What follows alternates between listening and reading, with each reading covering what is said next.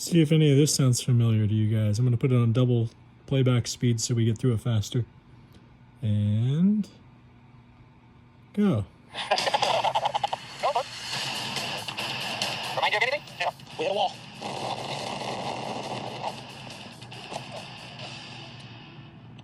Starting day one of the races. We've already been out once. We're getting ready for out number 2. What do you think? We're getting a check engine light for fuel rail issue, which we told the dealer about originally, and they're like, well, we can't replicate it. If we can replicate it, then we can fix it. I'm like, okay, well, unless you're going to do 150 miles an hour, you're not going to replicate it. So they told us this time when it happens to hit OnStar, and I guess it would log all the data. So we did that. The funny thing is, when we're going, like, we can't stop when it happens. I mean, I guess we could, but if we do, then emergency vehicles will come out to us if you pull off track. So we didn't do that. So we hit OnStar, but you can't hear. If you hit OnStar, we can't hear anything because I'm wearing plugs and we're driving fast. So we just multiple times said, check engine light came on, we need the data logged according to the dealer. So other than that, I mean, it runs fine. I mean, we didn't have any problems. When we came back, we ran the scanner, and it said again that it had a fuel rail issue, but that it had cleared the last couple times that it passed. So it must be just intermittent.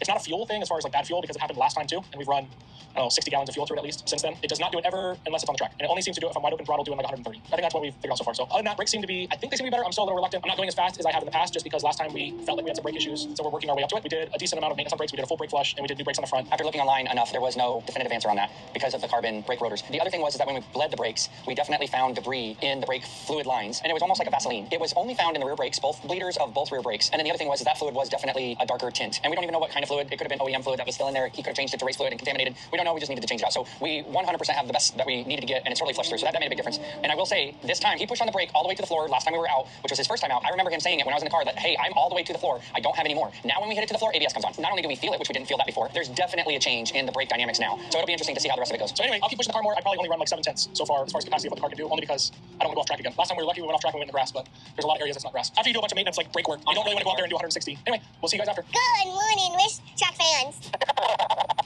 No, we have Porsche. That'd be a good question. It was that style of car that you got in and out of. You're not at build level yet?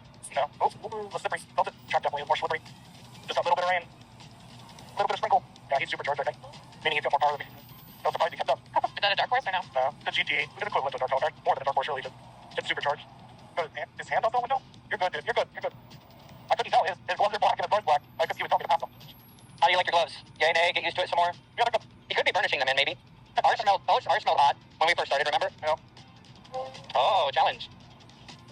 I'm a little fast. Okay. He got more horsepower than me. Go, bud. I think he's trying. Yeah, I'm only doing 100. Remind you of anything? Yeah. Look at that 6-point harness really gets up in there. Mine does great. Yours is stuck right between your fucking gonads, man. Yours will save your ass. Mine will. I feel like you gotta go my way. Beautiful.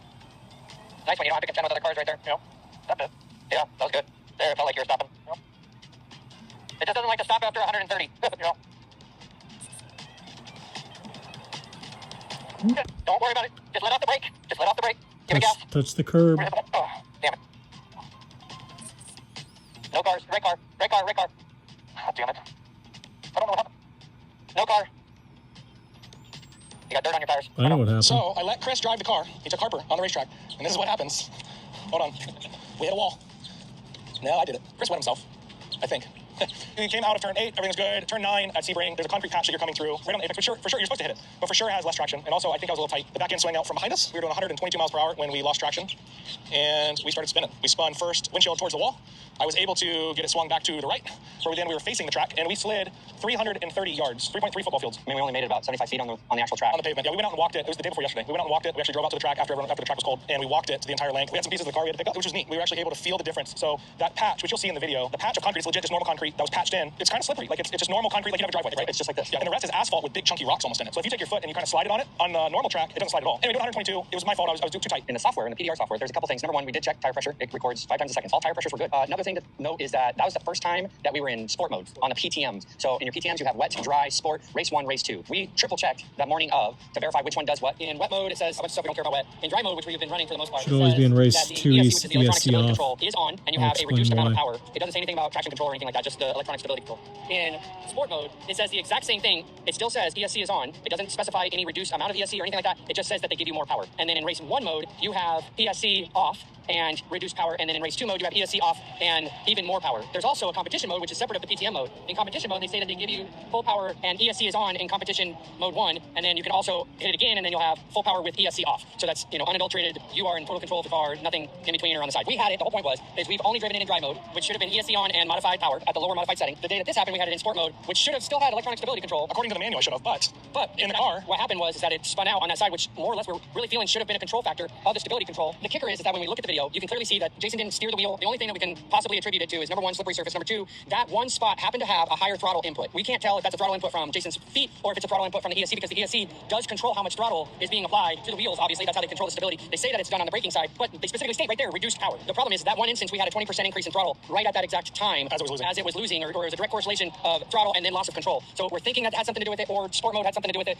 Point of the whole story is we're still not 100% sure. So we're taking it slow through that area, paying extra close attention to the feel of the back end as he goes through that corner with more and more and more and more speed. Granted, we're running in dry mode again. The manual says that sport mode, traction control and ESC.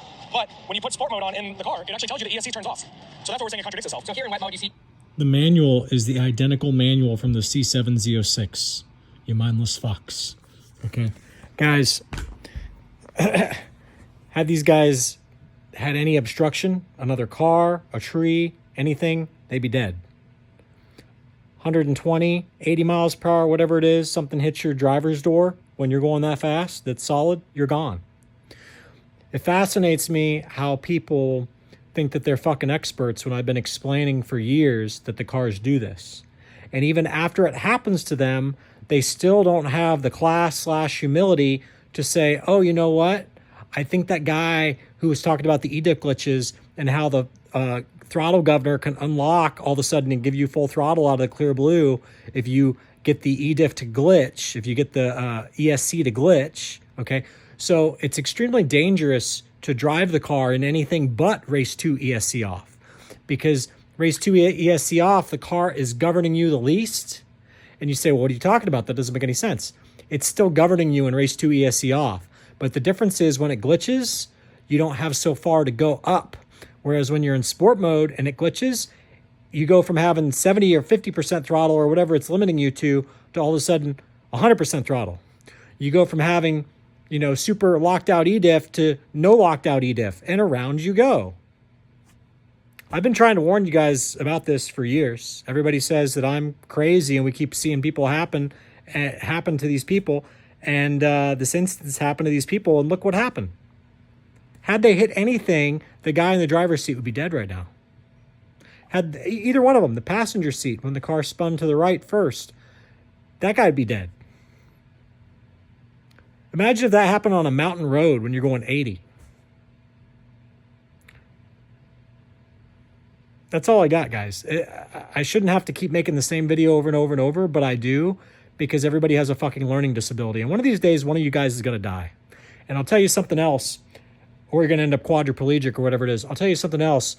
You guys should all be ready to sign a petition, mentally ready to sign a petition, that GM needs to have Global B unlocked the moment that a car wrecks, so that we, the public, have access to the data, and it's not something that GM can go through and scrub through and conceal what actually happened. It blows my mind that these guys are just so chipper.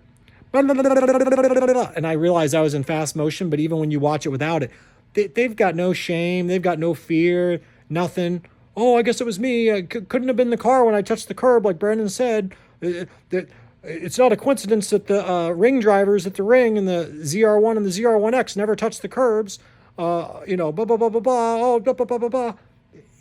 It's Darwinism, guys. This car is going to take people's lives. See ya.